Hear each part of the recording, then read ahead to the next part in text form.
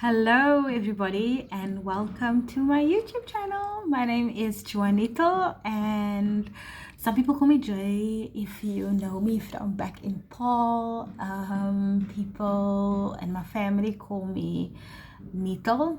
Just a side note and a fun fact about my name. So it is strange, and I get like a lot of questions about it every time because my name is not Juanita, it's Juanito. And I don't have like a cool story about it. My mother literally says that she made it up. And a couple of years, was it last year? It was last year. My nieces happened to see a lanyard thingy-majop with my name on, my full name, like my full government name, and they were confused because they literally did not know my full name, and now they were like 8 to 9 years old. No, 8, 9, yeah, 8, 11 years old at the time, and they didn't know my full name because they've never heard it, because my family doesn't say my full name. They only call me Nito, and so that's what they thought my name was. And so now they love calling me by my full name. But anyway, and I think that also explains why I really have zero attachment to my name. And I'm always so fascinated by people who like try and convince me like to own my name, and like all of those things. Like I get why that's important for some people, and in society, and the sort of history behind that. But I just don't feel like it applies to me. So anyway, that's a long way of saying that you can call me Juanito, you can call me Jay, or you can call me Nito, and I'm completely fine with all three of those options. And yes, so I'm back. This is my second video of this round of my YouTube journey, and you are very much welcome to go and watch my first one to get some idea of what started me on this journey and what I hope we will speak about more going forward. And just as a sort of quick summary, I am currently in a transition phase in my life. Recently got back into consulting, and which means not working in a full-time job for me, and also on this journey of restoration. So I've done a lot of work over the last 2 years, trying to understand myself a little bit better, and particularly trying to understand myself and how I relate to others. And it's been rough, to say the least. Yeah, there's some really hard things that I've had to sit with, that I've had to confront, and in many ways I'm still recovering, I would say, from that process. And so the beginning of this year and towards April, May, I couldn't do it anymore. I couldn't keep myself up anymore, and so I decided to give myself some space to just rest. And that's what I've done for the most part in the last 2.5 months. And it's been the biggest gift that I could have given myself at this stage of my life. And so ultimately, the journey that I'm on now is really about how can I live easefully in the next season of my life. And with ease, I don't mean that I'm going to avoid things being hard or difficult or uncomfortable or any of those things. I accept that that's part of life. But I am going to pursue ease even with those things that I can't avoid happening. And so I've been practicing in the last 2.5 months. There's been some things that I've said no to that haven't felt easeful. There have been some times when I've been like, I can't do it. I can't, be out there, or whatever. Actually, I need to just spend some time alone, or I just need to rest, or I just need to do nothing. And a lot of that was what was in June, and a little bit of July. And now, since towards the end of July, I've really been starting to find ways to come out of what I think has been an isolation, and really start to connect more with people around me, and finding ways to do that meaningfully, and also just, again, easefully. And so yeah, so that's basically the journey that I'm on at the moment. There's lots more details on that in my first video. And so in this video, I would like to talk about this idea of letting go. So that was a running theme throughout the last 2 years for me, as I sort of journeyed all the way back to my childhood to really understand myself better. And part of the journey has been really acknowledging, I guess, the things that I need to let go of, and really grappling with what I want to take with me in my next season. And so one of the things that happened quite early on in my journey was this letting go of expectations. So I've always had a really hard time in relationships with other people, particularly friendships. It's never been a comfortable place for me.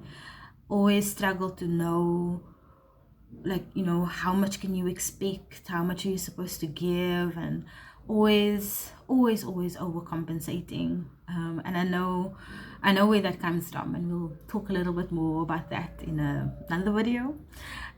But always overcompensating in relationships, and then expecting other people to give me the same back. So, and not understanding that you can't, that's not always how it's going to be. That the amount of effort that you put in is not necessarily the amount of effort that will be returned to you. What you value is not necessarily what other people value. And more than anything else, that the level of love, caring, and affection that other people show to you, or are able to show to you, or willing to show to you, is not a reflection of your worth. And that is a big thing for me. And so I had to really confront my behavior or attitude in friendships, and really understand what was my role in that, and why I was not always feeling good, or etc. And going through that process, and taking it all the way back to high school and to when I was small, I really came to accept my own responsibility when it comes to relationships, and the work that I needed to do on myself and with myself in order to be a healthy person in relationship with other people. And so what I managed to do was to let go of my unhealthy expectations that I had on relationships, and to really embrace it for what it was. So not spending so much time thinking about what I wish things were like, but rather embracing what was, and allowing people space to be who they were in relationships. And also understanding that I can maybe not necessarily impose my expectations on everybody, but I also am able to set in boundaries. And so I, for the most part, have found a way to not, overcompensate so much, and to really tap into what's joyful about being in relationship with others. And it's given me such joy, and I've been able to get deeper connection and more easeful connection with others in multiple ways, whether it's and in all the ways that I'm able to relate with people, whether it's friends or family, and that has really helped me. What I realized this week was that process, that letting go process, is not stagnant, if that makes sense. So it's not something that happens once off. It happens, like, I have to do it all the time. And so this week I had to catch myself again, and really remind myself of this journey that I'm on and this lesson that I've learned, and once again let go. And I think that's gonna probably be a theme for a long time for me. I noticed in this week that I had to do something really difficult, and I'd created a whole story in my head about how it was going to play out. All overthinkers will understand me, and it ended up not being as bad as I thought it was gonna be, and the story that I'd made up. It was still hard, but not as bad as I thought it would. I thought it would be. But what I learned from this experience was that there was a lot of things that I was still holding on to, in terms of people, and just how I expect people to respond to me based on certain behaviors. So, if I don't do certain things, then people are going to respond to me negatively. If I say something, that's not popular, or if I don't behave in the way that people expect, then, people are going to reject me, and, all of those things. And that fear of not being accepted, or the fear of being rejected, is another thing that I am constantly having to let go of, and to retell a more liberating story to myself around those things.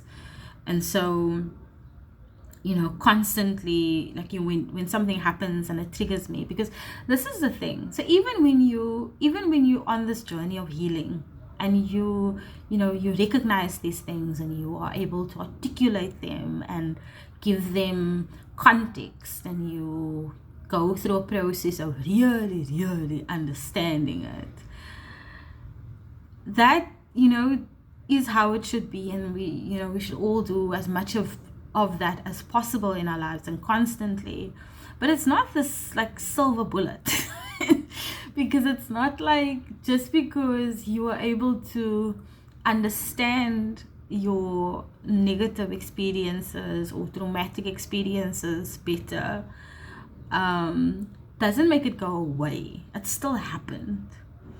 And so there still will be moments when something happens, and you will be triggered, or you'll go through a period where you almost doubt your healing, because you feel like something has pushed you so far back, from where you've gotten yourself in the process.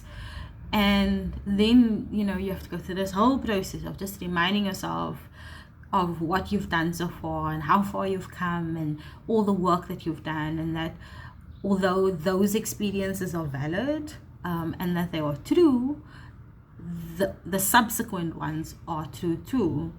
And so as much as I had, all of these experiences that might not have been very good when it comes to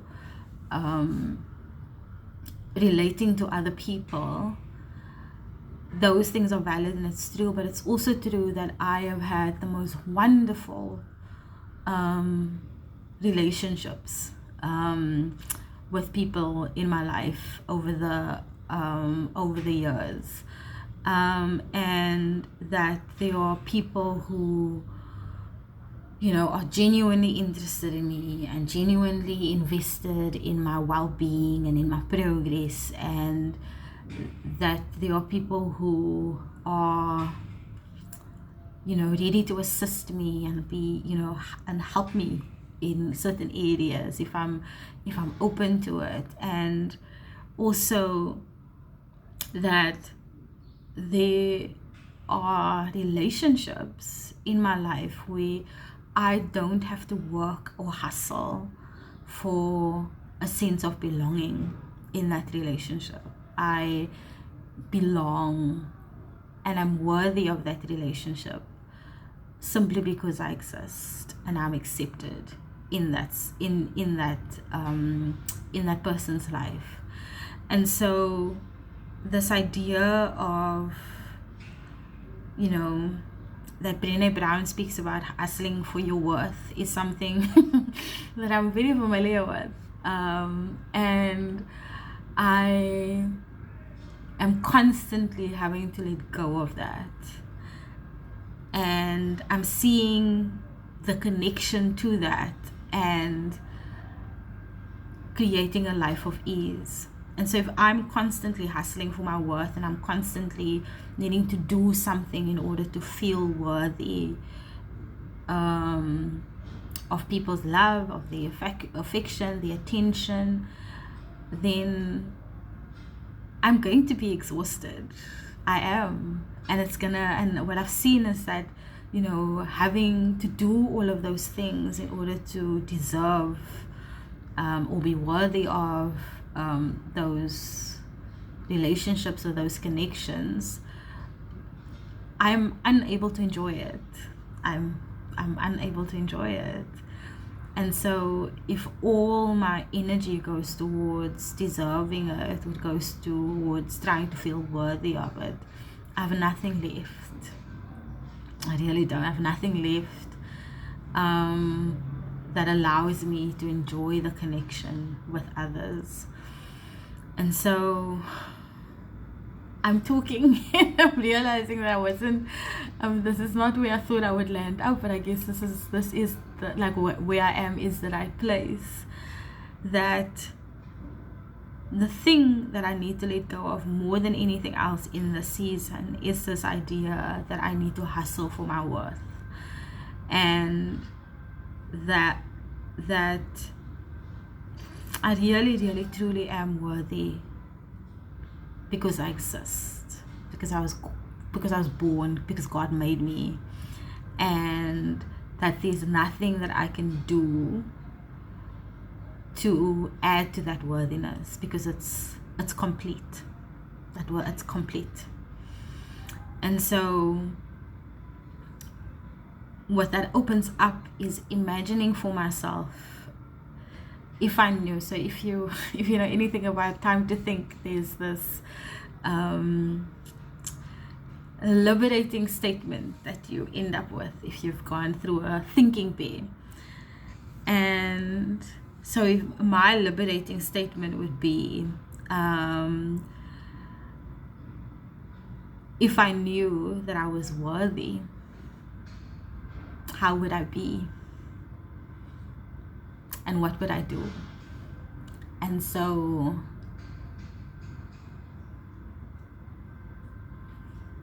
it's so funny, because I thought I'd done like a lot of work here, and that I understood it, and I think I do, and like intellectually I really understand it, but I think that it still has to settle in my heart that really, truly, without any qualifiers, I am worthy.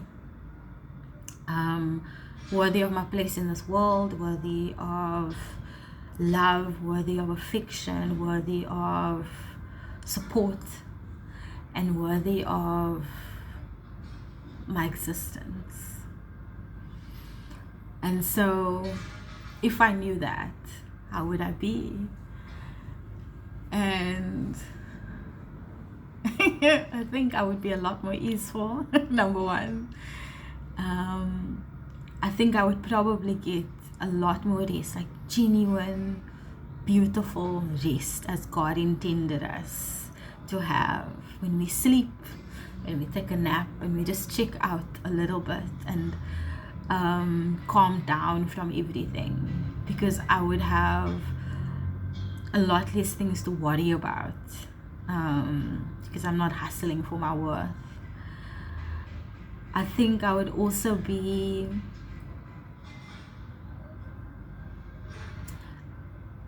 a lot more gentle with myself and not try so hard to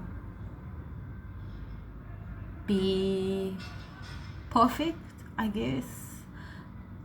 I can fail sometimes and I can disappoint people sometimes, that's okay. And sometimes I'm not, like, maybe even most of the time I'm not going to get it right, but I'm going to try. And that it can be okay to not, like, to really just not always get it right with others. And I think above all, if I knew that I was worthy, no qualifiers, I would probably be a lot more open to others, because I think, you know, the more you, for me, the more I open myself up to other people, the more work I have to do, because I'm hustling, right? And so I think I would have a lot more meaningful connections with others if I knew that it's not going to be another place for me to hustle for my worth. And ultimately, I think, as far as I know now, that my next season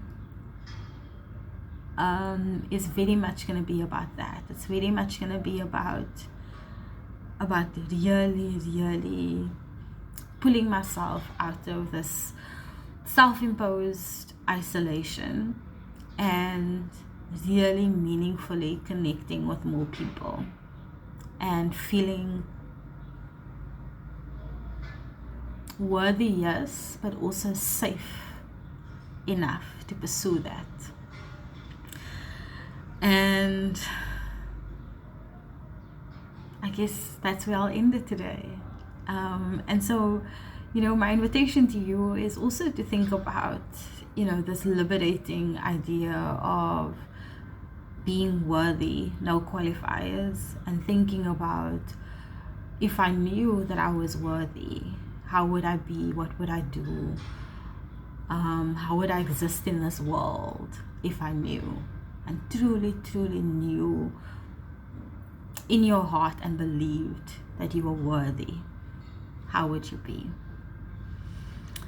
Thank you so much for joining me on this video and for listening to me and inviting me into your space and into your energy. I hope that it helps in whatever way. Please share it if maybe this is not for you, but it's maybe something that you think someone else needs to hear. Please feel free to share it.